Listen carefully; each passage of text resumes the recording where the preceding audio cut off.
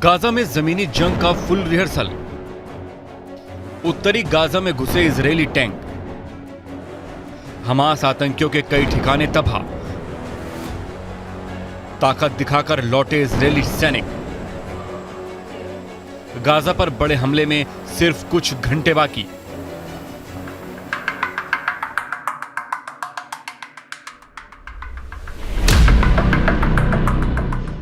सात अक्टूबर को हुए आतंकी हमलों के बाद से ही इजरायल हमास को मिटाने में जुटा हुआ है। गाजा पर हो रहे ताबड़तोड़ हवाई हमलों ने हमास की कमर तोड़कर रख दी है। उसके कई आतंकियों को मरने के बाद कब्र भी नसीब नहीं हुई। उसके कई कमांडर भी मौत के घाट उतारे जा चुके हैं। और इस बीच युद्ध का तीसरा हफ्ता पूरा होने से पहले इजरायल ने हमास को मिटाने के अगले चरण की तैयारी शुरू कर दी है।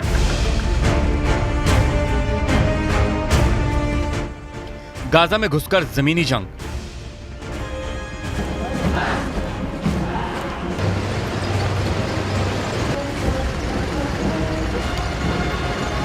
वैसे तो गाजा की सीमा पर कई दिनों से टैंकों के साथ इजरायल के सैनिक तैनात हैं, लेकिन पहली बार ये इजरायली टैंक गाजा में घुसे। आईडीएफ के मुताबिक कई टैंकों के साथ इजरायली सैनिक उत्तरी गाजा में घुसे और हमास आतंकियों के ठिकानों को तबाह कर दिया। आतंकियों की सटीक जानकारी के बाद घुसे सैनिकों ने बड़ा हमला किया। हमास के टैंक रोधी ठिकानों को बर्बाद किया और फिर वापस इजरायल की सीमा में आ गए।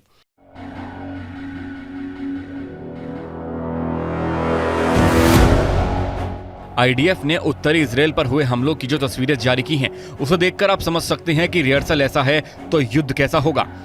देखिए कैसे कतार में इजरायल के टैंक उत्तरी गाजा में घुसते जा रहे हैं। खाली जमीन हो, उबड़ खाबड़ रास्ते हो, चाहे गहरे गड्ढे हो, टैंक बड़ी आसानी से रास्तों को रौंदते हुए आगे बढ़ रहे हैं। और इस दौरान वो आतंकियों और उनके ठिकानों को तबाह भी कर रहे हैं। एक एक ठिकाने को चुन चुन कर निशाना बनाया जा रहा है, जिसके बाद वहां दिख रहा है तो सिर्फ धुआं धुआं और धुआं, जिसे गाजा में बहुत दूर से भी आसानी से देखा जा सकता है। आईडीएफ ने सेना के इस ऑपरेशन के दौरान कमांडर सेंटर का भी वीडियो भेजा है, जिसमें अधिकारी पूरे मिशन पर निगरानी करते और सैनिकों को कमांड देते नजर आ रहे हैं। इजरायल के सेक्शन को बड़े जमीनी जंग से पहले का रिहर्सल माना जा रहा है। जाहिर है अब जल्द ही जमीनी जंग शुरू हो सकती है, जिसका ऐलान इजरायल के प्रधानमंत्री बेंयामिन नेतन्याहू ने कर दिया है। אזרחי ישראל, ה-7 באוקטובר היה יום שחור בתולדותינו. נברר עד תום מה קרה בגבול הדרום ובעוטף עזה. המחדל הזה ייבדק עד תום. כולם יצטרכו לתת תשובות, גם אני. אבל כל זה יקרה רק אחרי המלחמה.